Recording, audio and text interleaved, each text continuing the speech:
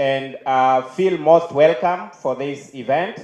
Allow me to first and foremost recognize the organizing committee for the Cyber Week Africa. Please, committee members, if you're around, kindly may you stand up and wave to the crowd. The committee members led by Professor Andrew Kahonge, Dr. Priska Chaudhry, Mr. John Mutunga. I can see Mr. James and Benson Benjamin and Dr. David. Thank you very much for your dedication. You may sit. I also want to recognize a few of our sponsors, Isaka Kenya chapter. Thank you very much for your sponsoring us. We also have Sanford. Sanford is also represented here in the house. Thank you very much. We also have Fortinet representative in the house. Yeah, I think they're somewhere here. And also Gichuku and Gichuku Advocates also represented. Thank you very much and feel most welcome. Without wasting much of our time, I would like to welcome Professor Andrew Kahonge to make his speech on behalf of the Department of ICT Informatics in the University of Nairobi. Professor, karibu.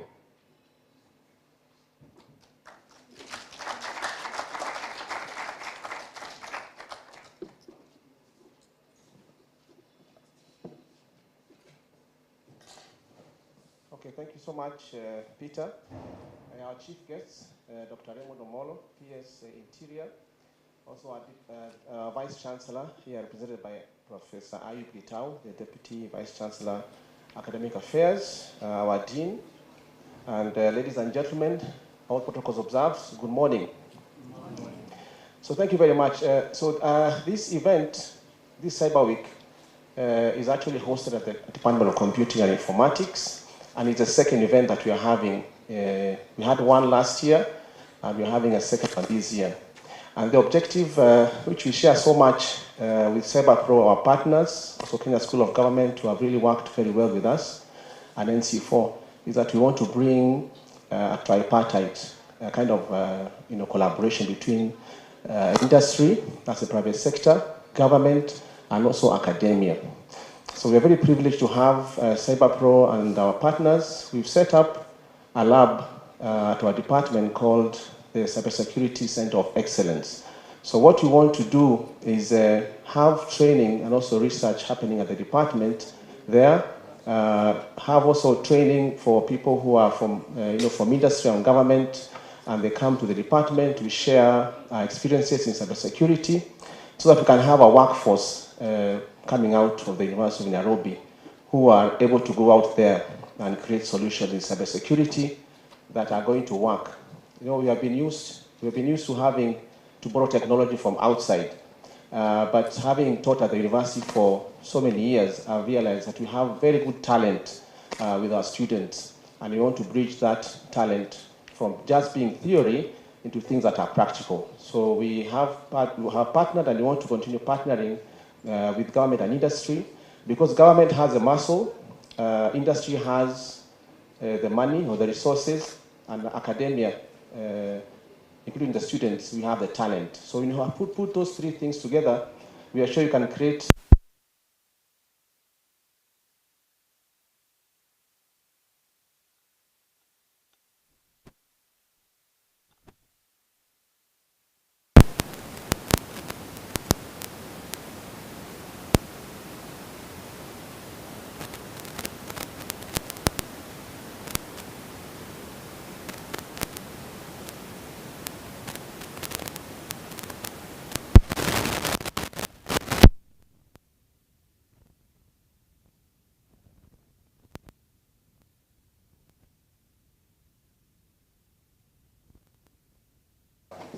chief guest, Dr. Raymond Omollo, Principal Secretary, Minister of Interior and National Administration, His Excellency Michael Roundhem, Ambassador I don't know whether he is here, Embassy of Israel, Professor Margaret Hutchinson, I think they are represented, Chief Executive Officers present, and distinguished guests, ladies and gentlemen, good morning.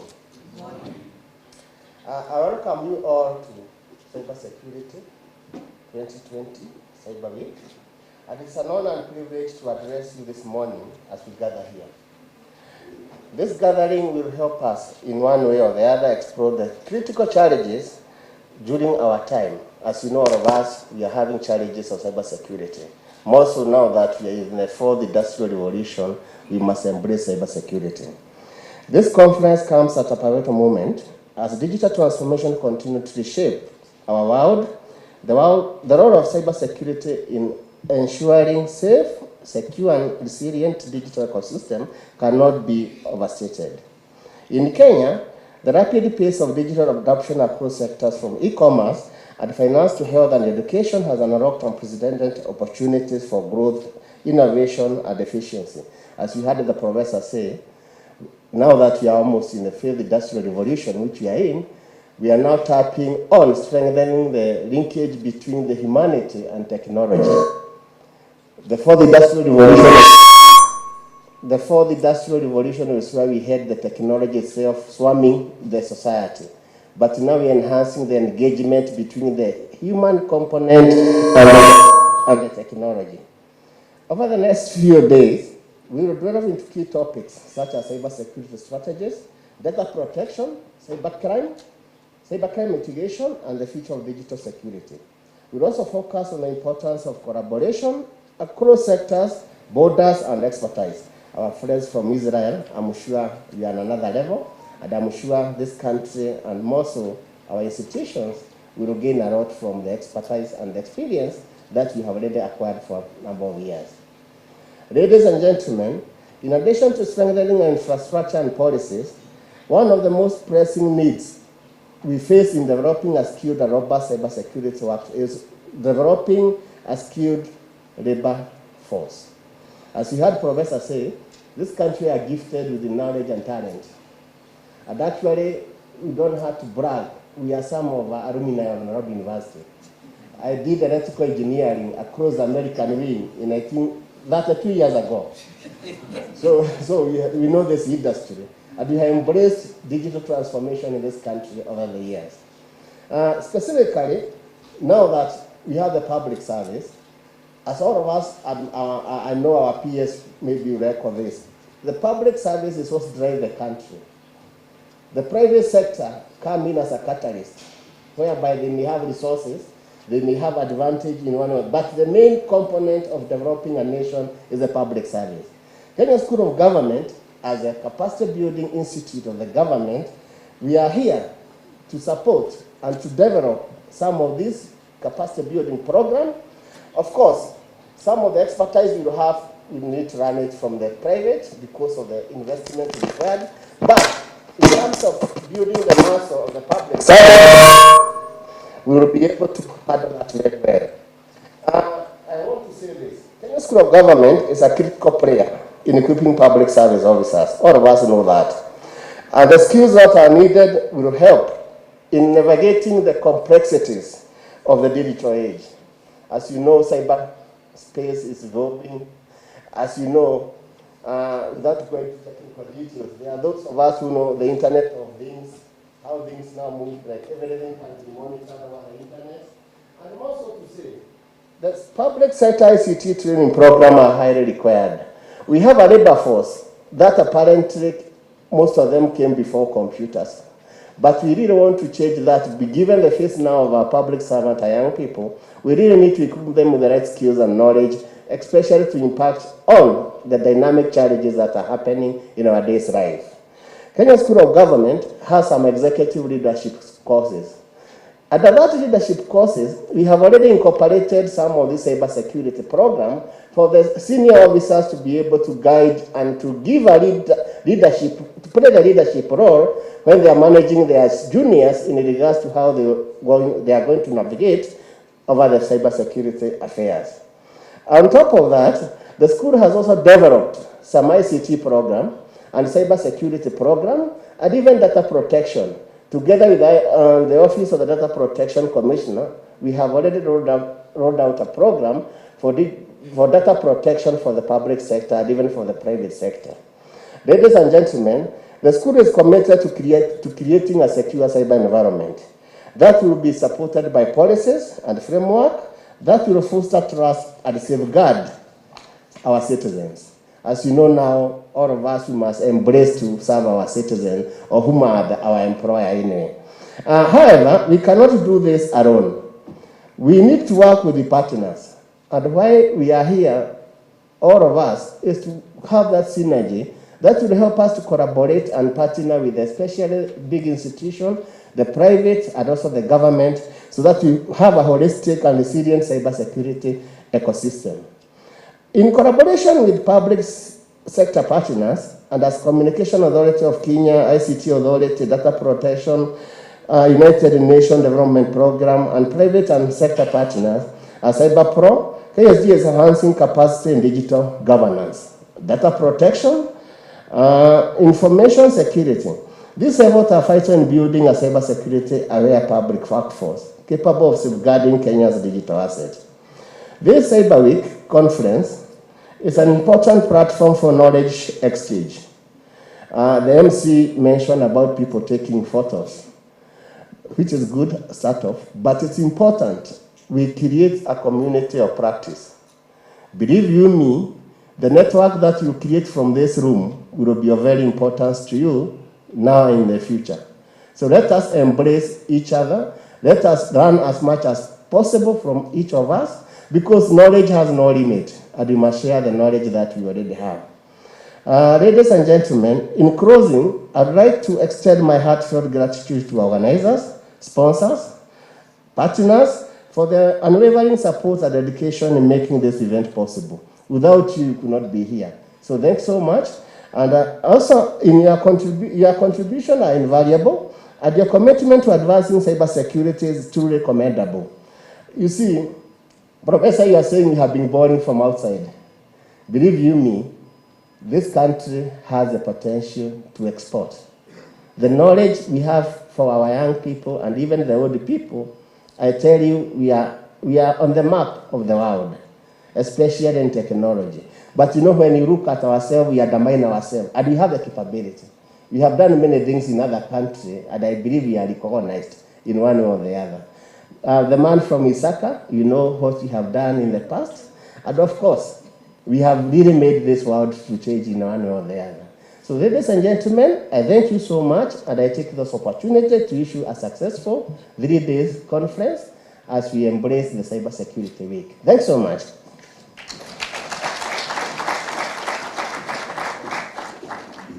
Let's appreciate the speaker once again. Thank you very much, engineer. Allow me to call Dr. James Kamuyu to, on behalf of NC4, the director, to tell us.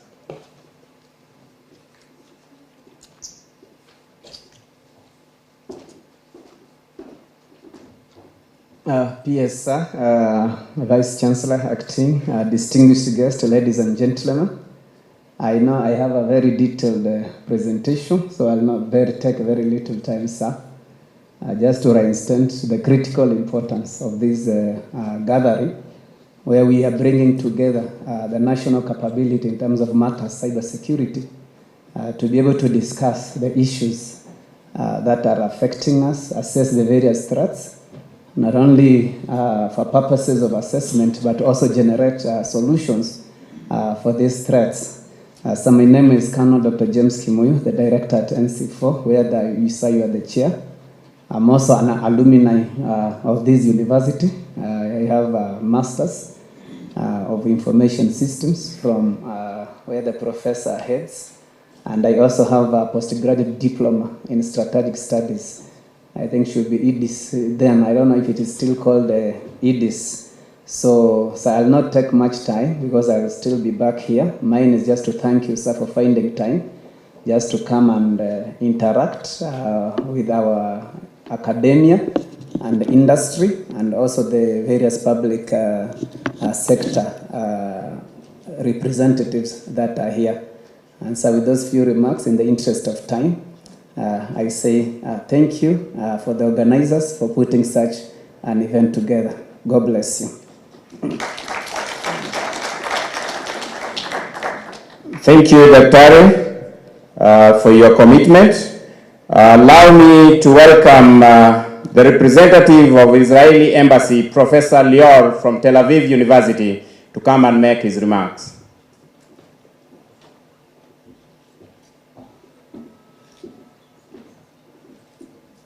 Thank you. I'm not a government official, but I'm glad to represent, because we at the university are working obviously with our colleagues and partners throughout the government and the industry and academia in the State of Israel. And I'm sure that the State of Israel will continue supporting advancing sustainable development goals throughout the world with the help of advanced technology. Now, as we all are well aware of, we are in the midst of great transformation that changes our lives. If we are to benefit, to get all the benefits from it, we need a good level of resilience and reliability and digital trust. Cybersecurity is not only about defense, national security, and law enforcement. It's much more important than that. It is about unlocking the great individual, social, and economic benefits that digital technologies are enabling and bringing on. For the last 15 years, I've been involved in the forefront of cybersecurity research and policy areas in the different states. If there is one key for success, it is not about having more resources or better technology. The one thing that I can, as a scientist, as a practitioner, tell you, the better, the more intensive communication and cooperation exists between the government, research institutions, and the industry and business, the more agile, more sustainable, and better the outcomes will be.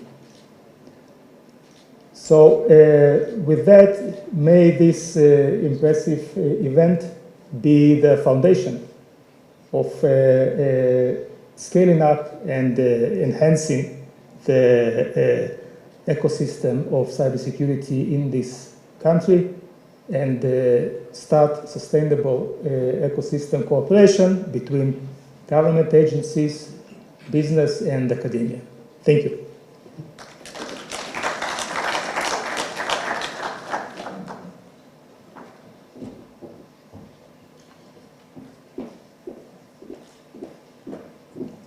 Let's appreciate the professor once again. Thank you very much. Allow me to welcome the CEO of CyberPro Global, Mr. John Mutunga, to make his remarks.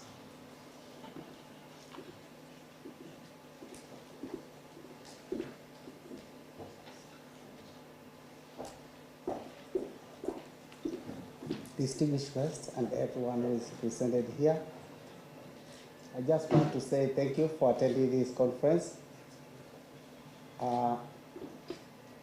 My prayer is as we come in and as we live here, we'll grab something on cybersecurity, AI, research and development, noticing, if I could give you just one word, the future is AI.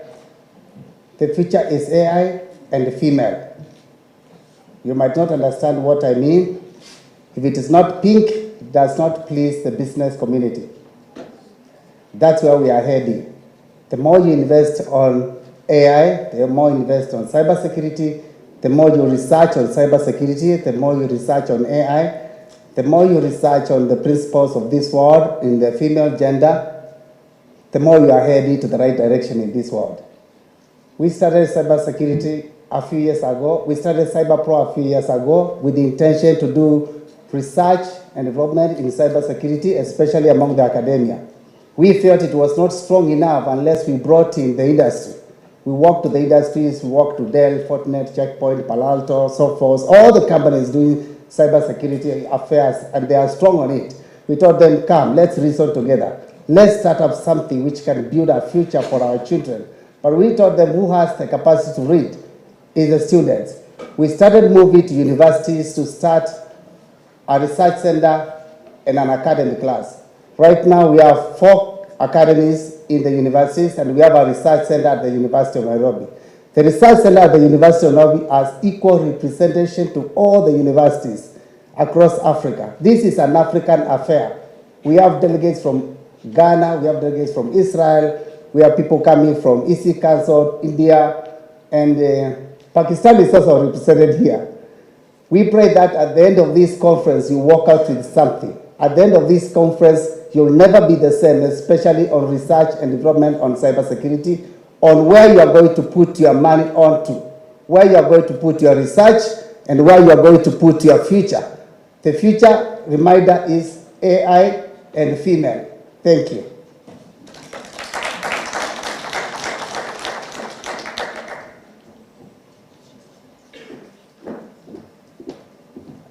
Thank you very much, John. Shall we appreciate John once again? Thank you for your dedication. Allow me to call Professor Leonida Kerubo, Dean, Faculty of Science and Technology, the University of Nairobi, who is going to make her remarks, then welcome the DVC UN. Thank you. Karibu, Prof.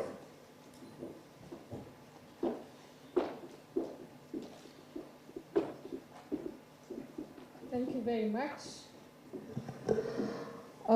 May I take this opportunity to acknowledge the presence of the following: that our chief guest, the Principal Secretary, State Department of Internal Security and National Administration, Dr. Raymond Omollo, who is also our alumni from Chiromo campus, the Ambassador, representative of Israel Embassy, Your Excellency Michael Lawton, the representative of the Director General, Kenya School of Government, Professor Nur Mohammed, the Vice Chancellor of University of Nairobi, Margaret Hutchinson, who is represented here today by the Deputy Vice Chancellor, Academic Affairs, Professor Ayub Gitau, the CEO, the Chairperson CyberPro, Mr. Noah Emuna, the CEO of CyberPro Global, John Mutunga, the Chairman of the Department of Computing and Informatics, Professor Andrew Kahonge,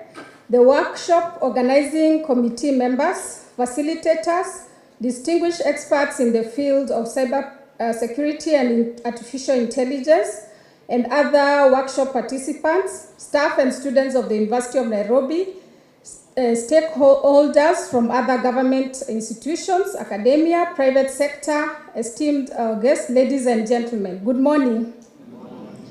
It's with great pleasure that I welcome you all to the Faculty of Science and Technology, also known as Chiromo Campus, and to the second International Cyber Week Conference, jointly organized by the Department of Computing and Informatics of the University of Nairobi and also CyberPro, that will run, of course, from 24th to 27th of September 2024. As the Faculty of Science and Technology, we are privileged to host this second internationally acclaimed Cyber Week Conference. It is Africa's largest cybersecurity and AI tech conference, thanks to the strong partnership that we have been able to create between CyberPro, the Kenya National Computer and Cyber Crimes Coordination Committee, NC4, and the Kenya School of Government, the Kenya School of Government. This year's theme is Cyber Security Industry Workforce, and therefore the conference is aimed at bringing stakeholders together to discuss and deliberate on the current advancements and the way forward in matters of cyber security and AI. This week is, of course, packed with a series of activities, including presentations by experts and panel discussions. The Faculty of Science and Technology and the University of Nairobi as a whole are deeply committed to advancing the field of cybersecurity and AI through research and collaboration. We recently launched the Nairobi School of AI, which has been anchored at the Department of Computing and Informatics, Faculty of Science and Technology. This will offer an environment for both literacy and also technical level training, which will feed into research and innovation to diverse applications areas such as agriculture, health, manufacturing, and climate change, amongst others. The cybersecurity challenge cannot be addressed by an entity in isolation. A strategy between academia, government, and the private sector is crucial. Subsequently, the Faculty of Science and Technology has been very active in fostering partnerships with industry leaders and also government bodies. This conference is one of such examples where the Department of Computing and Informatics, as already indicated, is collaborating with CyberPro, Kenya School of Government, and also NC4 to address the cybersecurity needs of the country through training, research, and also development. It is my hope that we can advance partnerships by increasing activities that make us work together. That way, a fertile ground can be achieved with the necessary talent, resources, and also environment to nurture innovations in cybersecurity solutions that will not only just be reactive but also proactive. By creating synergies, we can develop strategies that anticipate cyber threats and build robust systems that are resilient. As we are aware, cybersecurity has evolved globally into a fundamental component of national security, business operations, and even individual privacy. This means that everyone needs to be involved and also informed about cybersecurity. To this end, the Faculty of Science and Technology, led by the Department of Computing and Informatics, have launched the Cybersecurity Experience Center earlier this year, which is aimed at packaging and delivering executive short courses and literacy in cybersecurity for all staff at all cadres, including top management in private and also public sectors. During the 4 days of this conference, I encourage all of us to engage fully, share ideas, and challenge one another. Innovation is born for dialogue, and this conference provides a unique platform for fostering the kind of discussions that can lead to groundbreaking solutions, as well as new collaborations and also cementing of existing partnerships in the cybersecurity community. I wish you all successful engagements and deliberations during the 4 days of the International Cyber Week conference, and as you chart the cybersecurity and AI roadmap to guide us over the coming year.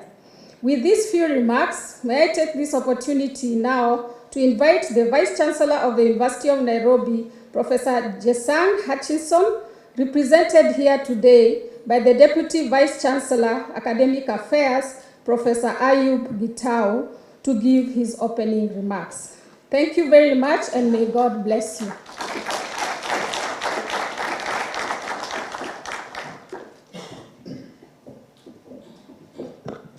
Good morning. Fine, our Vice Chancellor would have liked to be with us. She said a warm welcome. But then we had some other activities she had to attend to, and one of them this morning was in Konza. So for now, just allow me to lead her speech going forward.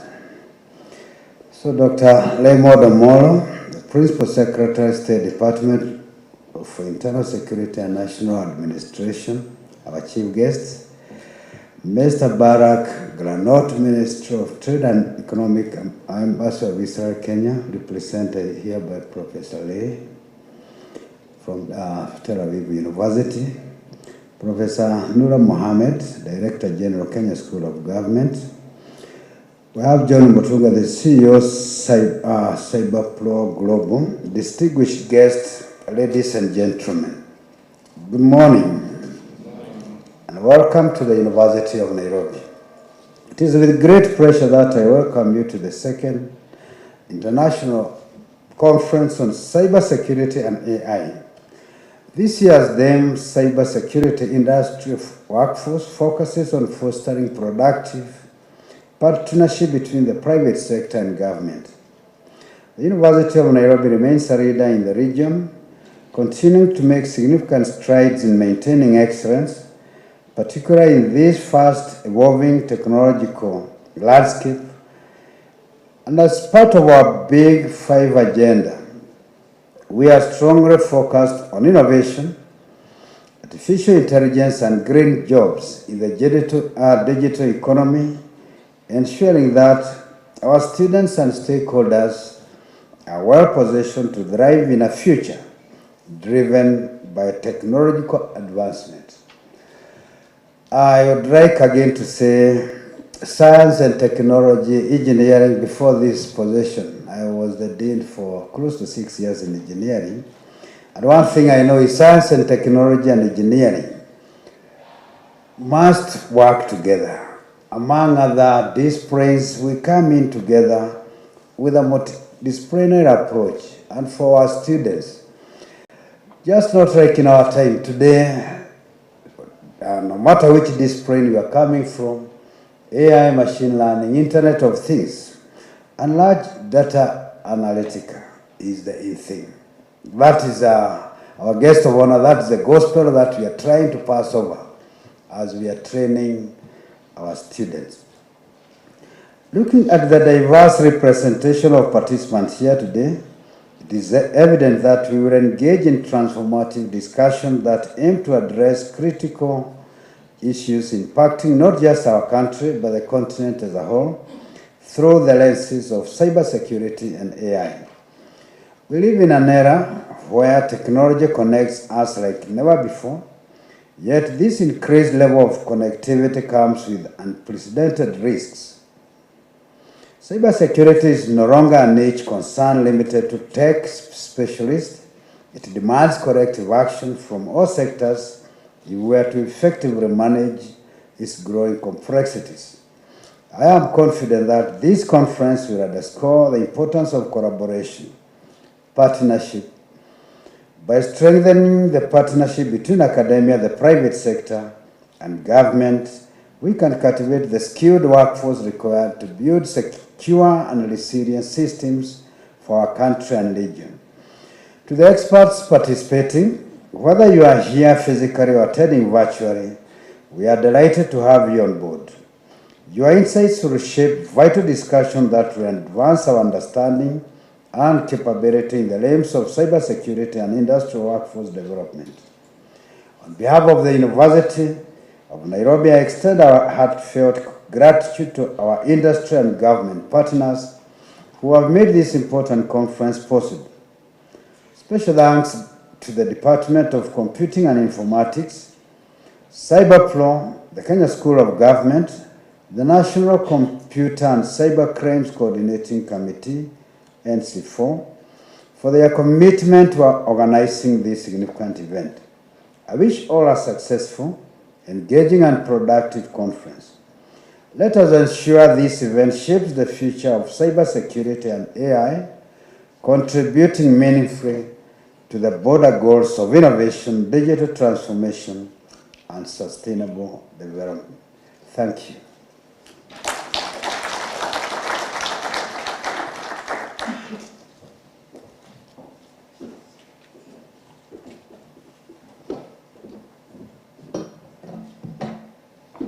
Please, let's appreciate Professor one more time with a round of applause. Thank you for that. We absolutely appreciate you.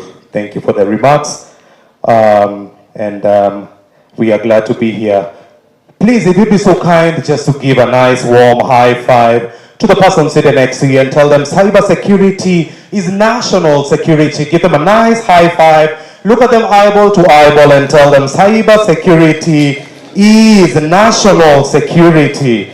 Absolutely, that cannot be overlooked, and it is quite important that we have that at the very center of this particular conversation, that cybersecurity is quite indeed a national security. Our next speaker, ladies and gentlemen, that I have the privilege and the honor of inviting is a man who has the responsibility when it comes to the coordination of a range of national government functions and also policies within the counties.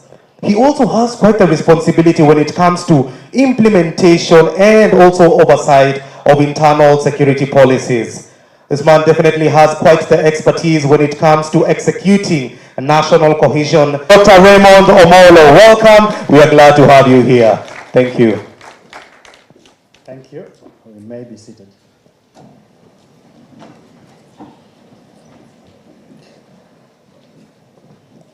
Our DVC, who is representing the Vice Chancellor, the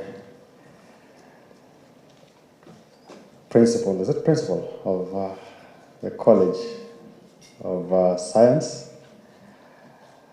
I can see Professor Andrew, who is a long-term friend, colleagues from various agencies of government, the University of Nairobi, the academia,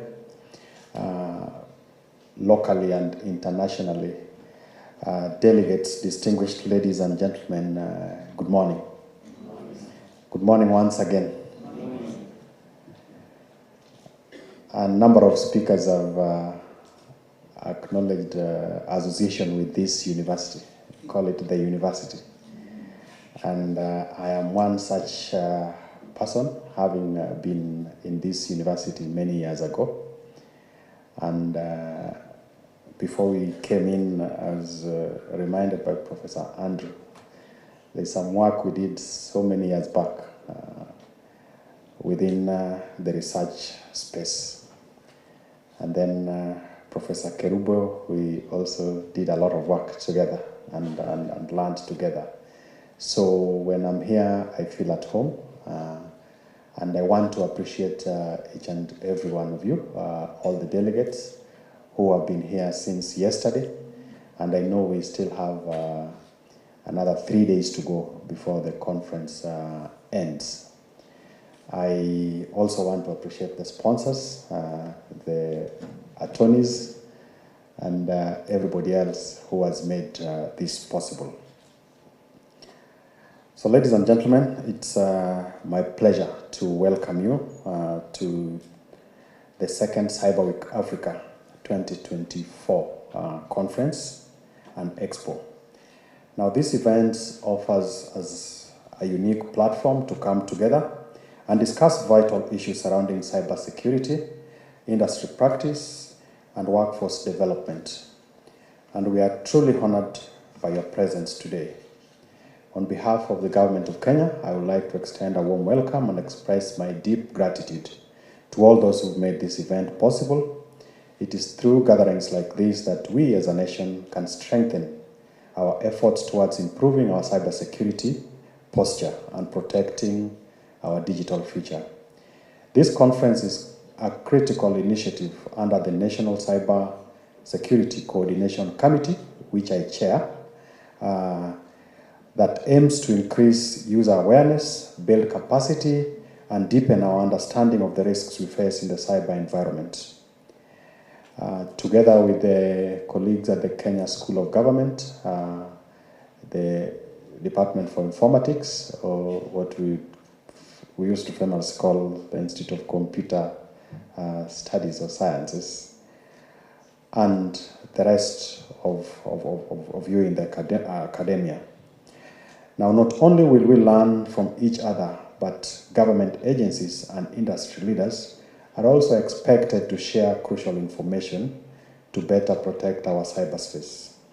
Kenya's cybersecurity strategic vision is clear in that we seek to create a cyberspace that is safe and secure for all.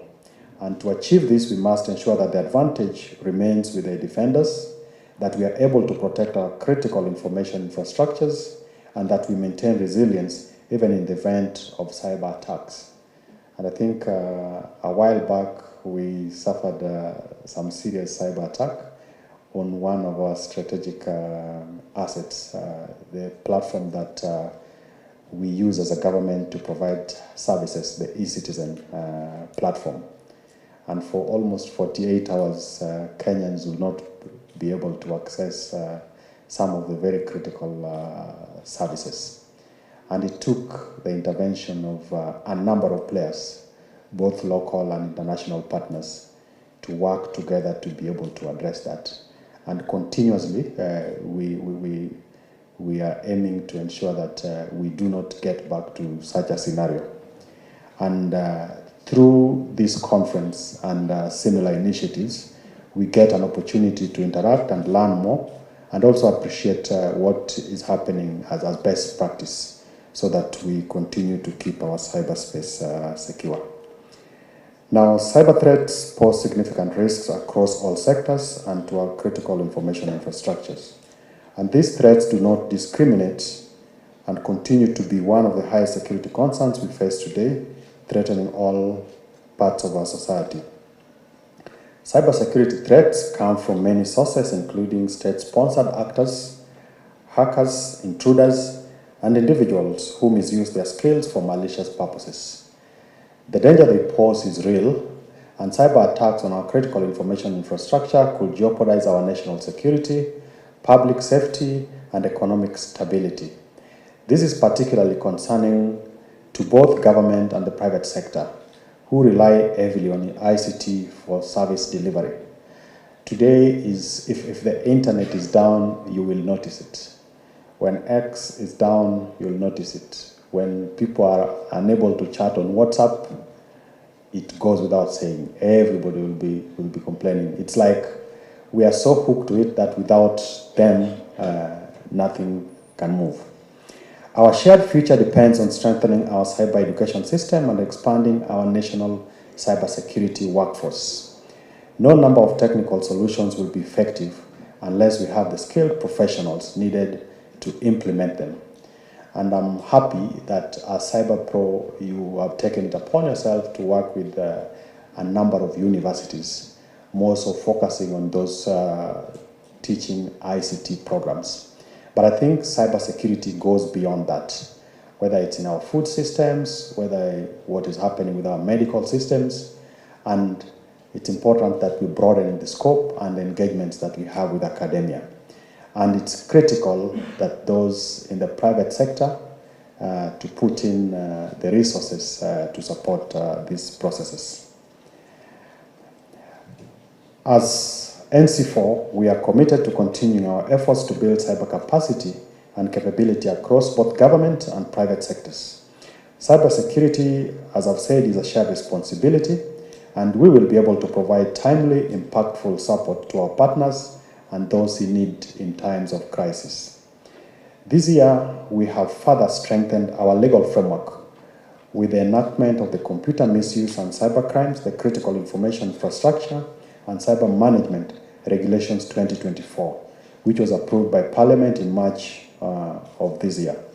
And together with other legislation, these regulations form the foundation for protecting our critical information infrastructures. We are also investing in long-term capacity building initiatives, such as establishing the Cybersecurity Centers of Excellence. These centers will enhance our workforce, unify our efforts to protect our cyberspace, and foster collaboration between government, the private sector, and international partners. Additionally, we must establish coordinated efforts, response structures, and regulatory clarity in this rapidly evolving environment, where innovation and cybersecurity meet.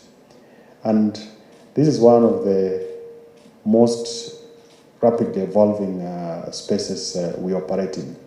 So that what you think is a major breakthrough today, when you think about it a month or a year down the line, you are left wondering what is coming next.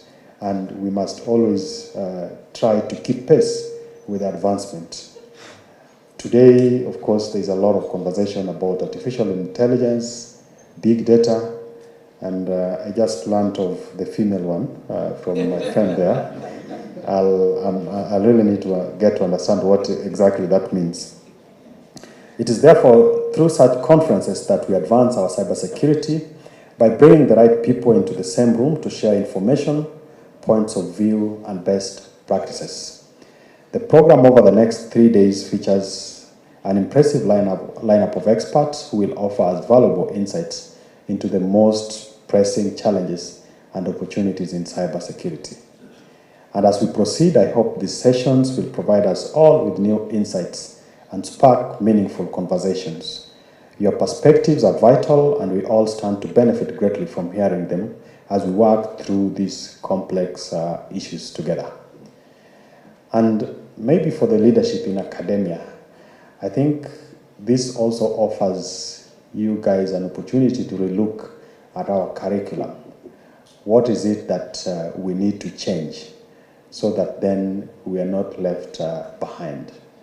Because otherwise, if we become too rigid, we lose the opportunity to get the right caliber of students who go through our programs, who are going to make an impact, not just in government, but also in industry. As I conclude, I believe that this second Cyber Week Africa Conference and Expo will shape future events and help on board all key stakeholders, sectors, and partners.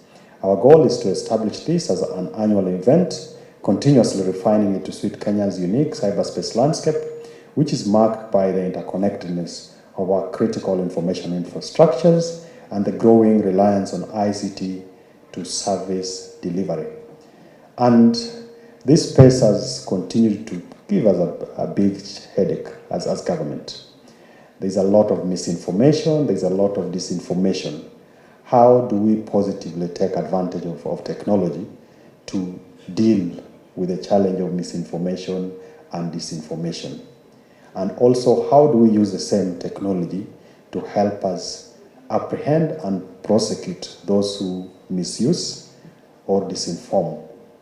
I think this is an interesting conversation that will be of interest, particularly for the lawyers or the legal minds, because there's a lot of gaps in terms of evidence, what can then be adduced to secure convictions, but also beyond that, how do we use technology to also act as a deterrent to help us deal with the people who might want to misuse the same.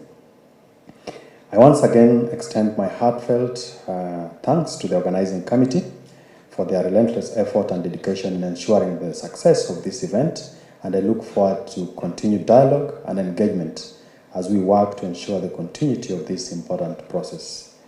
Ladies and gentlemen, with those many remarks, it is now my distinct honor and privilege to officially declare that the second Cyber Week Africa 2024 Conference and Expo open, and wish all of you a productive and insightful conference. Thank you.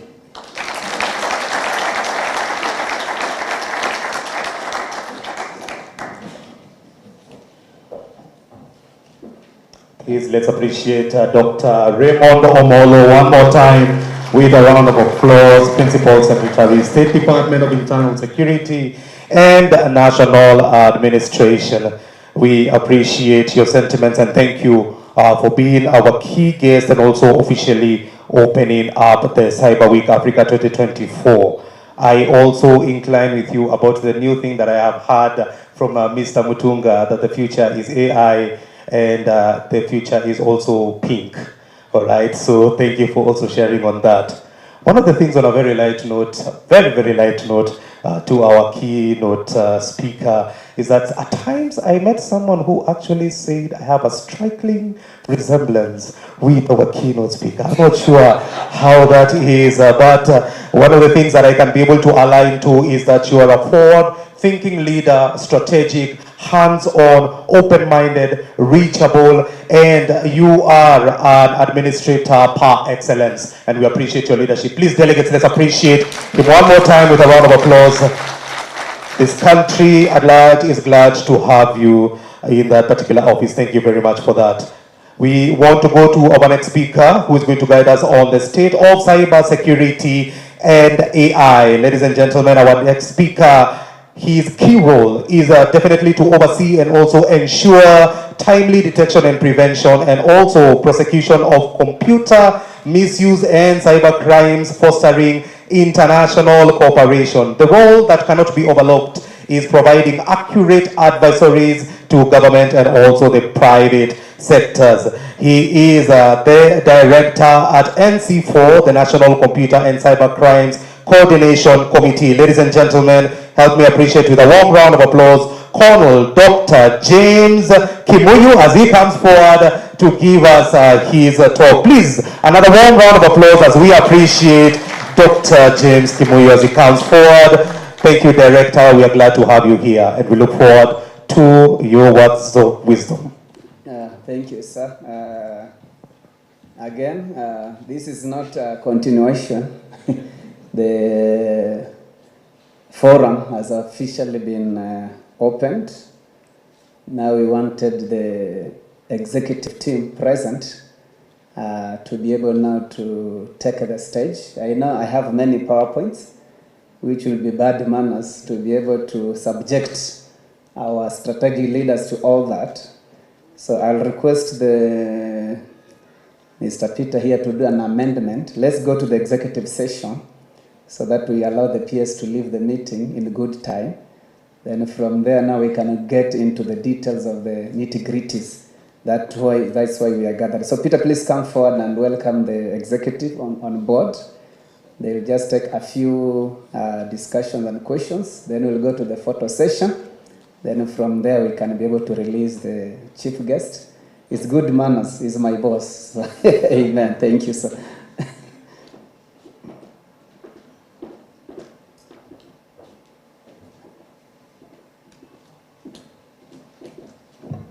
Thank you for that, Director.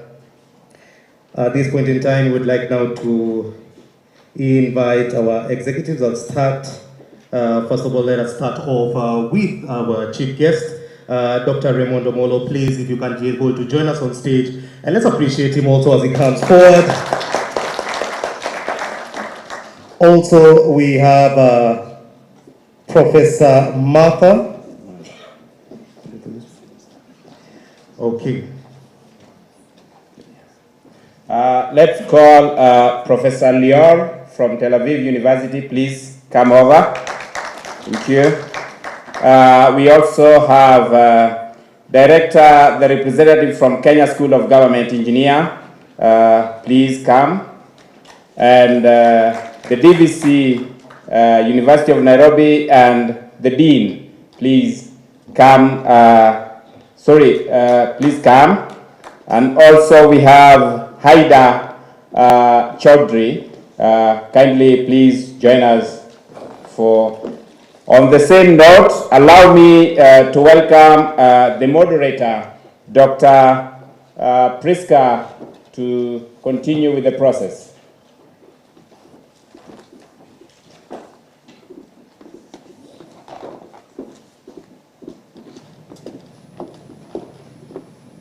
Thank you very much.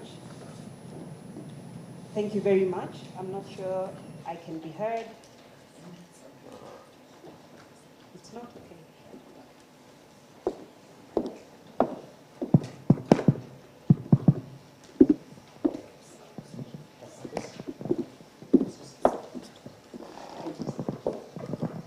Thank you very much, and good morning, everybody. So my task is very easy as we get into the Cyber Week conference. I'm sure all of us want to hear and probably already had some questions for the speakers. And to kick it off, I'd like to pick from something that our chief guest said during his keynote address, where he said that the cybersecurity strategy is already in place. So, Mr. PS, Kenya has made strides in improving its cybersecurity framework. How is the Ministry of Interior and National Administration ensuring that the country's national security strategy evolves to address AI-driven cyber threats? And what are the key areas that need urgent attention? Thank you. Thank you, Dr. Now, first, maybe let me just try and put this into context. Is that when you look at the Ministry of Interior and National Administration, one of our biggest responsibility is on matters to do with internal security. Besides coordinating development programs by the national government across the country. Within the space of internal security, then there are a number of challenges that we deal with from time to time. So there are issues on terrorism, there are issues of criminal activities, there are issues of what you'd call cyber crimes. And in the context of our discussions today, cybersecurity is one special area of focus that we are working on. Now, as a ministry and maybe as a country, you can remember that way back in 2018, we came up with the Computer Misuse and Cybercrimes Act, which was meant to address the gap and the challenges that arise out of misuse of IT or ICT in that broader context. But it's interesting that between then until late last year, early this year, that's when we were able to operationalize that act. And I did mention that we've been able to come up with regulations that then would help us to clean up that space. In terms of the threats that we see with regards to artificial intelligence and the issue around disinformation and misuse, one of the biggest gaps we are trying to address as a ministry and also as a country is one, to look into the issues around the capacity development. Do we have enough or adequate human resource to be able to deal, or even just the know-how of how we can not just benefit from technology, but also to address the threats that come with the use of technology. Number two is the issue of public awareness. Do people even know what constitutes an offense in the context of how we use technology? So public awareness becomes a big area of focus, which is part of what we have in the broader strategy that we are working on. So beyond capacity development and public awareness, then there is also the issue of the critical infrastructure. And I did mention the case of what we've experienced with our e-citizen platform. That is classified as a critical infrastructure. If you look at the other services, power generation, those are critical infrastructure. And a lot of that utilizes technology. How do we, first of all, identify, map them out? How do we then secure them? Then beyond that, there is also the issue around partnership and coordination. So within the national framework, we have the National Cybersecurity Coordination Committee, which brings together a number of players and agencies within government who are dealing with issues on ICT. And they are coordinated with me as a chair, so that then we are able to share information, but also move in to address challenges as and when they occur. Then there's also the international partnerships that we continue to have across, so that if, for example, a crime has been committed, it's possible that it's not only committed locally. It's possible that some of these, when you have cyber attacks, it could be from outside our territories. How do we collaborate and work together and be able to address that, but also share information in good time, so that then as we make use of the benefits that comes with what we have within the technology space, it doesn't become a hindrance or a risk in our operations. Thank you. Thank you very much, PS. And just speaking from what you have said, I'd like to ask the Dean. When we look at what PS is saying, that sometimes people are not even aware that they have actually made some or done something wrong. As a leader in education, how does the university incorporate ethical considerations such as data privacy and AI bias into the cybersecurity and AI curricula to ensure responsible use of technology?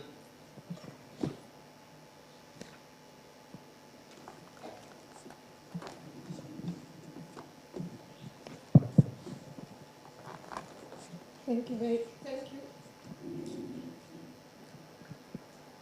much.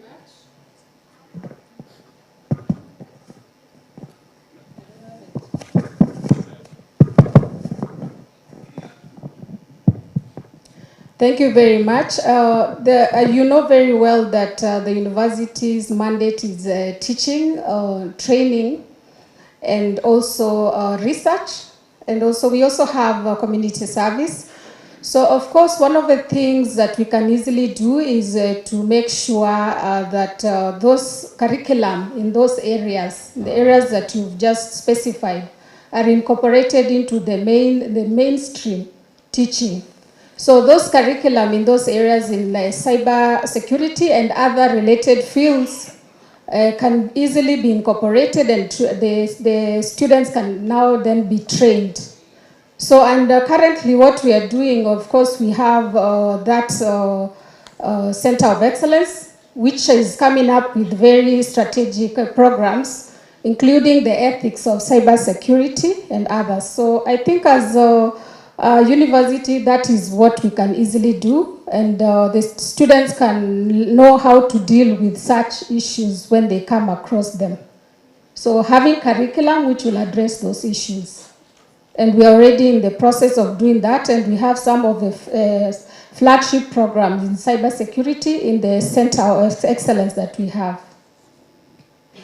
Thank you very much, because the concern here is always how to explicitly mainstream the component of ethics so that it really is something that stands out in our educational institutions rather than just leaving it as something that is implied.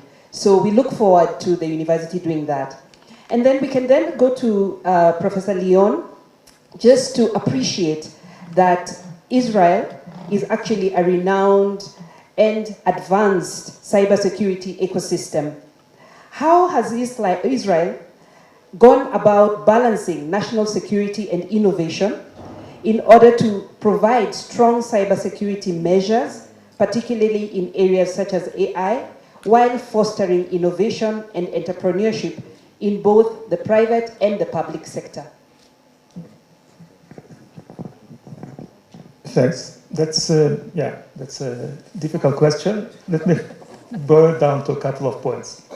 The first one is the national security needs. If you look strategically, historically, you will notice that most of technology was initially funded, invented by governments for their national security desires and purposes and so on. Therefore, the state of Israel spends the highest amount in the world as a share of GDP on research and development. And it has done so from even before the state was established. So these things accumulate. The more policy relevant issue is how to balance the, as you said, national security needs, economical potential. This is ongoing tension. Yeah? As you can assume, things that the government has funded, it would like to keep to itself, to classify, to make it secret, to make it special. On the other hand, fortunately, our leaders have come to the understanding a couple of decades ago, at least even earlier, that this is not doable. This is not sustainable, no matter how rich the country would be. You need to allow and to create incentives that will enable business to contribute to the use of these things. And one of the main areas is the export questions. There are many things that would typically not be licensed to exports that are now are. And the same goes for the entire cybersecurity industry, yes, if you know how to make a good endpoint protection, then you understand quite dangerous things, how attacks could happen. And it's very easy to say this would be classified knowledge, keep it for us, we need it for our intelligence, police, and so on. So that's an ongoing struggle, and it can change anytime. Thank you very much. And truly, the tension is palpable. How when one invests in something, of course, they want to keep it. But as we all say together, cybersecurity is national, and therefore we must all be part of it. And therefore, I ask Mr. Chaudhary, in building trust in emerging markets, as coming from the private sector, how do you approach building trust and ensuring cybersecurity compliance in markets where regulatory frameworks may be less mature or evolving? Thank you, and good morning, everyone. This topic is quite huge. First of all, you know, being a representative of CyberPro Global, we have to develop an understanding that what exactly we are planning to do. See, we have all stakeholders here now. Government is there, academia is there, industry is there. So what was stopping it from happening in the past? So that's a key. And why it is so critical to happen now?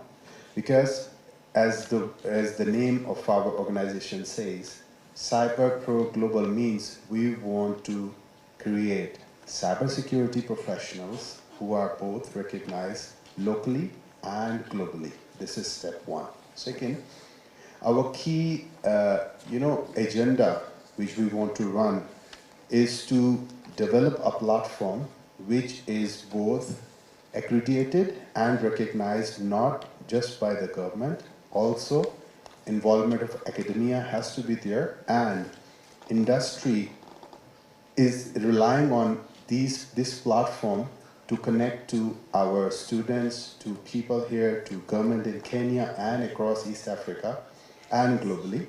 And when we talk about the issues which are happening globally, this platform actually can bring them together, and we can have all the research, like we have our guests from Tel Aviv University. So we actually want to enhance our reach where it comes to like global issues, cybersecurity issues, national security issues, and we just follow best practices across the world. And rather than just reinventing the wheel, we want to bring everyone together and do that contribution. So basically, CyberPro Global is a platform which can join all of us. So just in a couple of lines, what exactly we want to do. So we have a vision that we want to make our Kenyan students and our Kenyan fraternities to be self-sustained when it comes to cybersecurity issues, developing new protocols, developing new policies, give guidance, bring international knowledge to this country. So that is our vision. So we want to be a global affair based in Kenya, based here, our own. So we don't have to run after people, go outside the country and start learning. We want to bring that knowledge to us here. This is one. What is our mission is that we want all the stakeholders to come and work together, because alone we might provide a platform, but we cannot be self-sustained unless all the peers, they have the required involvement, whether it is from the government, whether it is from the academia, and whether it is from industry. And trust me, industry do a lot of research, though we have a research and development center pretty much in every university, but again it is limited because sometimes it is limited by funding, maybe sometimes it is limited by the people who are doing research and development. However, if we look at industry, those people actually invest a lot of money in R&D. They are the ones which are actually developing new protocols, new platforms, even new equipment, new softwares, new researches. So involving industry can actually help us bring all those researches to our university students. And as Dean rightly said, it is not a co-curriculum activity. It has to be the main curriculum, because cybersecurity is a reality and people are getting affected on a daily basis. So more in sync we are, more we are working together, I think we have a better chance to fight this thing. Thank you. Excellent. The initiative to bring all of us together, to work together so that we can be in sync. And on that note, therefore, I'd like to ask the Kenya School of Government, what steps is the Kenya School of Government taking to equip public officials with the necessary skills, and are there any gaps in this training that the school is currently offering? Thank you. It's a good question. As you, maybe most who are not aware, the Kenya School of Government has a mandate to carry out capacity building for public officers. Not really limited to public, but also it can also extend the mandate to private entities. One, as you heard me make a presentation, when you look at the workforce we have in the government, most of them were there before computers came in. To be honest, there is a gap in regards to capacity, in regards to cyber security. Not even only capacity, even some of them are not aware of the issues that cyber security can cause to when they are working on their works in day-to-day life. So what the school is doing, the school is investing on, first of all, carrying out the sensitization. Second, we are approaching it in 3 prongs, from the lower level, the middle level, and to the leadership level. After that, we are even going to make it easy for those who are not able to come physically to the face-to-face training, and some of them can be taken through the program on online platform.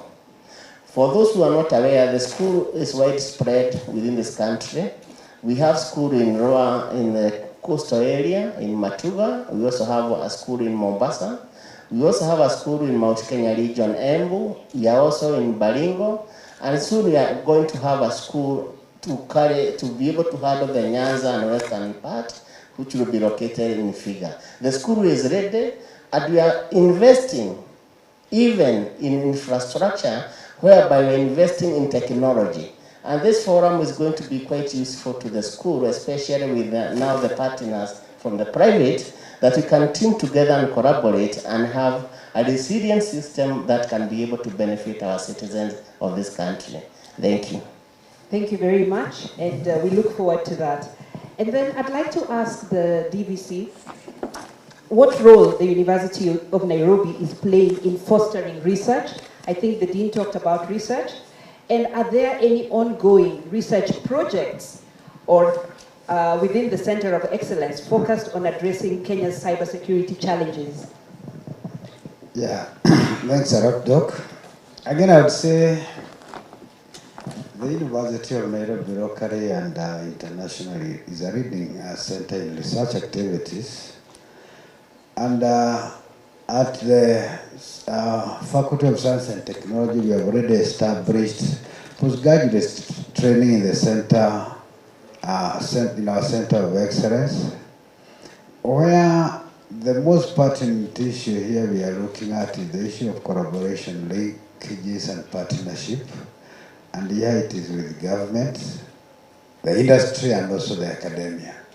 If you think about it, we look at it sometimes at 2 levels. There is academia, and then within the industry, we are talking about government sometimes become our industry, also the private sector.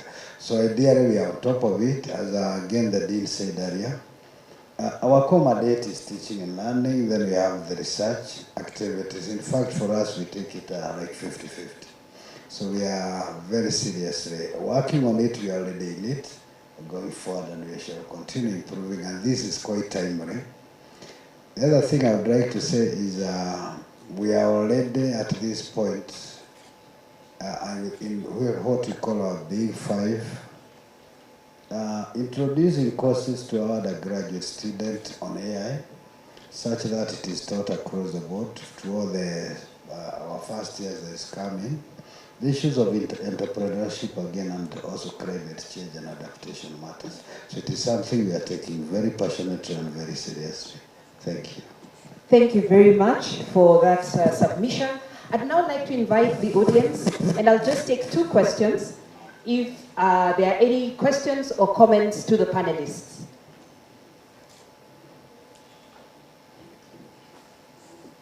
I hear people in tech are usually a bit quiet and reserved. Yes, so we'll give you time.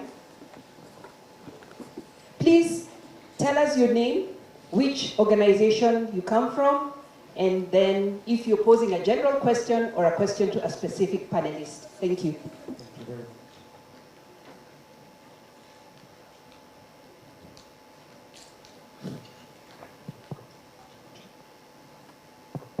We are having a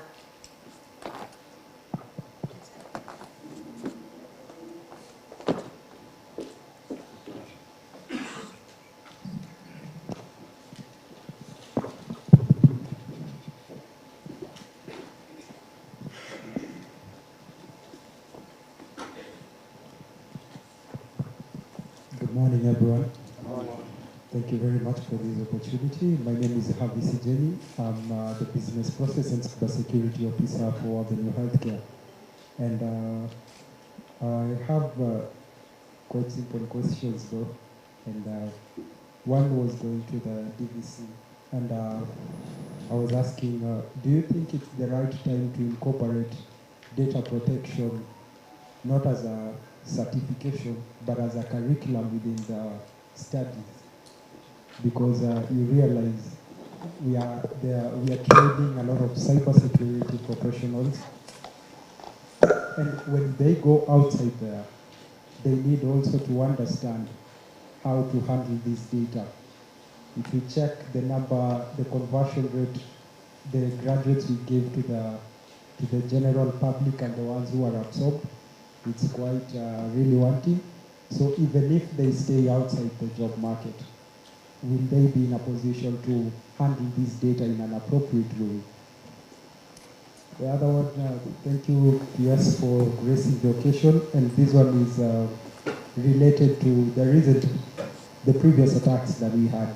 Yeah, and that one is how did we address the weak links during that?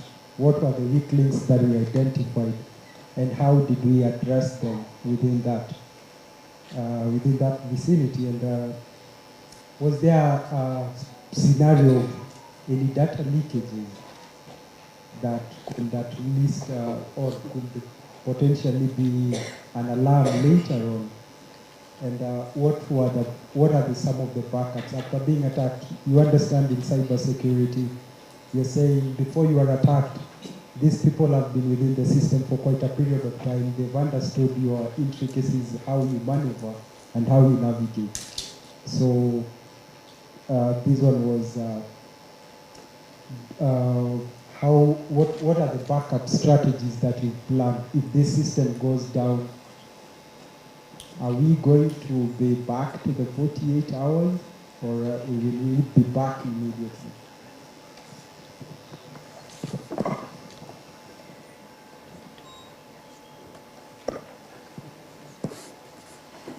Thank you very much. So could we take one more so that we then, and we heard that the future is female, so I need to balance the gender as well. I'm not biased, I'm just following the cue. Yes, thank you.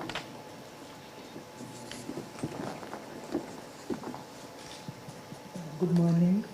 Good morning. My name is Violet Omonzi from Kengen, Stima Plaza. My question is more of general.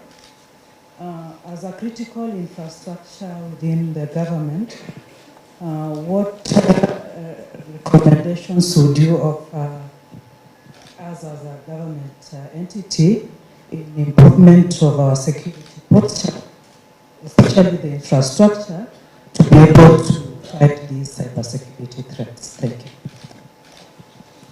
Thank you very much. So we'll take those as a first round. Over to you, PS and Professor.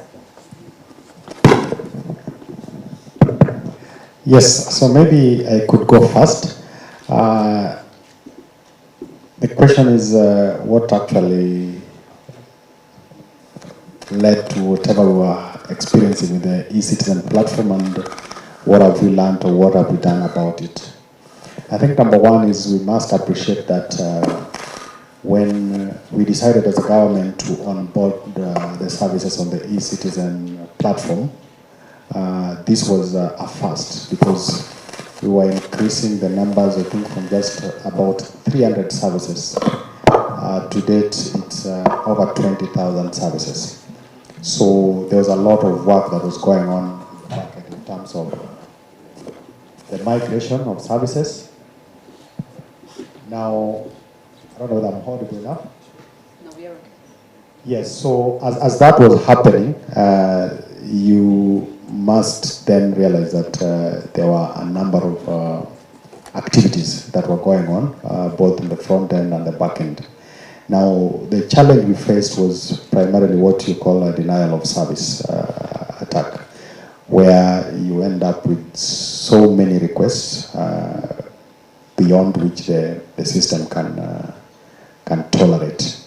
And a lot of that was engineered externally from outside the country. We did not suffer any breaches in terms of loss of data, but then we were able to quickly get around and deal with it.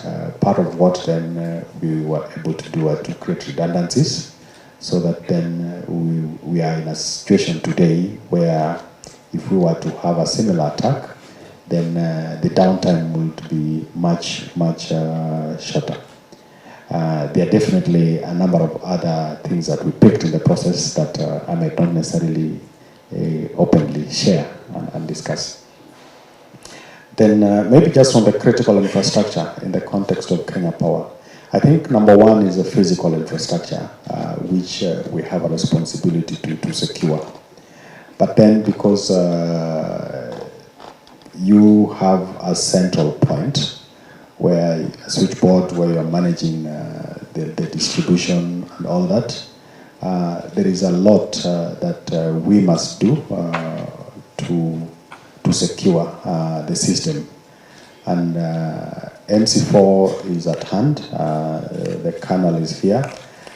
We can be able to work closely just to ensure that one, there is a view of what is going on, and also just an understanding of the capabilities that exist, and also the ability to then come in and share and support. And this is what we have done across government and across various agencies. And there's also good expertise within the private sector, which we can also be able to leverage to ensure that we insulate this critical infrastructure, because when it's attacked, the damage is much bigger than, and the loss will be going into billions of shillings. Thank you. Yeah, thanks again, Doc. So the question I think was on training students for the market on data protection. Yeah, so again, I would say as we look at the issue of internalization, we have also to think about the local content. Because as you may be aware, once we are doing the training for a student, we train them for the theory and the practice. We do a balancing. We continuously do curriculum review. That's the issue of continued improvement and updating on a curriculum. And fine, as the University of Nairobi, we also have the policy on data protection. That one is already active. So the whole idea is, as we prepare the students for the market, let us appreciate that the technology advancement is changing very fast. So that as the students are interacting with the industry in attachment and later on for internship, let us not say that they are very green as they are coming from the university. Remember, the whole idea of an internship program after university is to train this person on the current trends. Since in our case, we have to cover full curriculum, and again, we have to balance between the theory and the practice. Thank you. Thank you very much for those insights. And I would now like to invite the panelists to just, in half a minute, give your final remarks. And I'd like to please start with Mr. Chaudhry, right there at the end.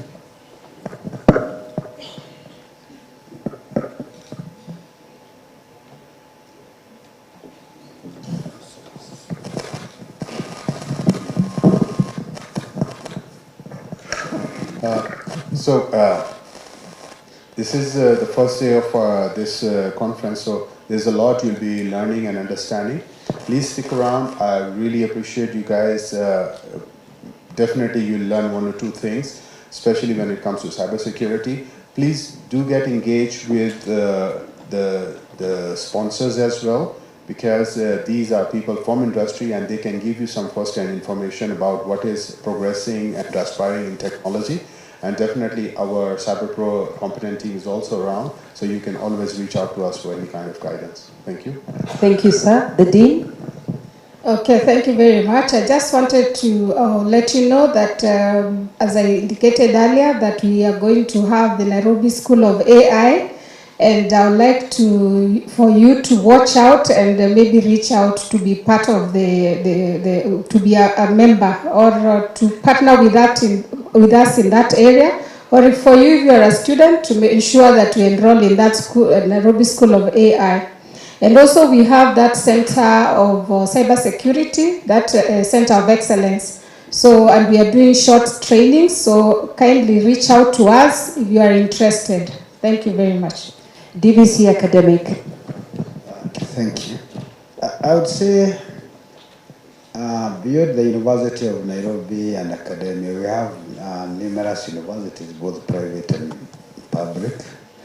It is the opportunity for the Faculty of Science and Technology to broaden the aspect of the cyber crime and security and even AI, so that at least we are serving the whole Kenya's population and communities with good assistance from the government that we are getting. Thank you. We'll have Mr. Leon, please.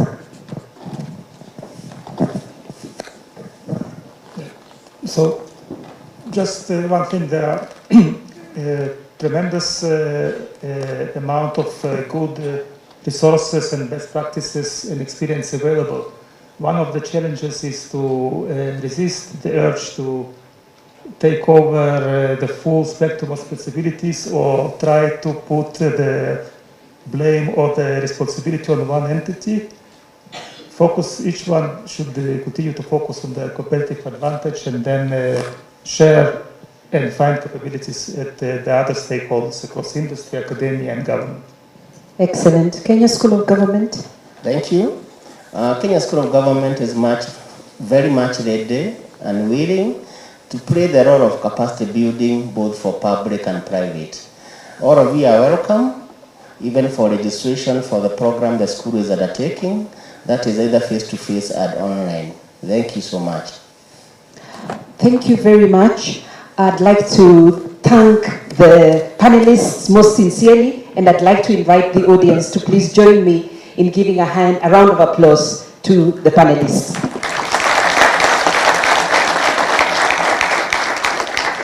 At this point, I'd like to just give a small summary before I hand over to the MC. As we see that the digital landscape evolves, so too the complexities of cybersecurity. The rapid integration of AI into security frameworks presents us both with unprecedented opportunities and significant challenges. I think we have seen that.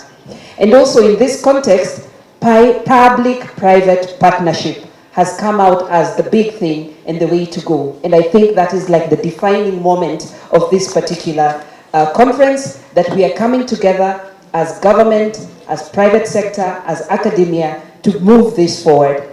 And finally, that there are lessons to be learned, even when things happen, when threats come up, and that through these PPPs, we can enhance our collective security posture, the ways in which we work together to tackle the ever-evolving challenges of the digital age.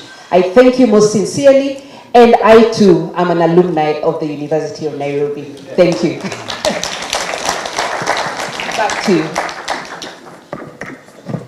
Thank you very much. I believe I'm audible enough. Yes, thank you, Chege. Please, would love our PS to give us your final remarks before we can be able to close on the panel. Thank you. I must say that I'm really excited that we are having this conversation and that this conference is going on this week. Maybe just some 2 or 3 closing remarks. One is for the academia, is that we need to look at our academic institutions as innovation hubs, where we have the talent, where we have the skills, and we can be able to work with our students to actually come up with solutions to address some of the gaps and the challenges that we constantly face, not just in this country, but globally. And for me, this is an area that, as a country, I think we are not doing well enough.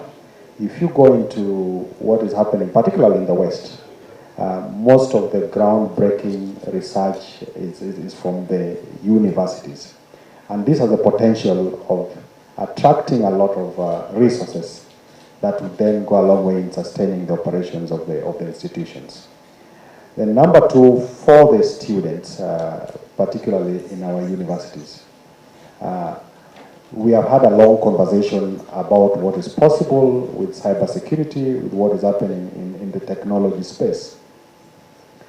There is a real opportunity to hone your skills and to be the next big person out there by solving challenges that we have, not just within government, but outside government. There are a lot of conversation around big data, and we are generating a lot of data. And if we probably just took a keen interest in the data, you could easily have solutions to a lot of challenges. And lastly, from a security perspective, we now know that cybersecurity is an issue that is also of national security interest. And as the PS responsible for internal security, we are opening this door for us to partner with the academia, to partner with the industry, so that then we find solutions to some of the biggest cybersecurity challenges that we face as a country. Thank you. Thank you very much for that. We appreciate your sentiments to our Principal Secretary and also Dr. Priska Oloj for moderating the panel so very, very well, and to the entire panelists. Please, let's appreciate them with a warm round of applause.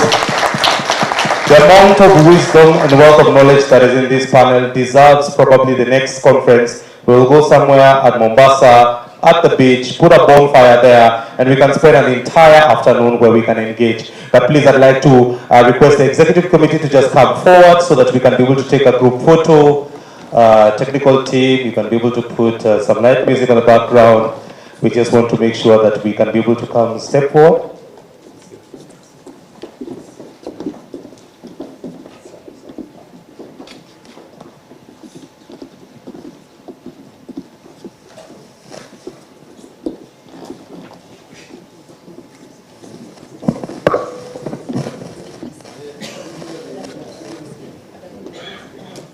We'll take a group photo.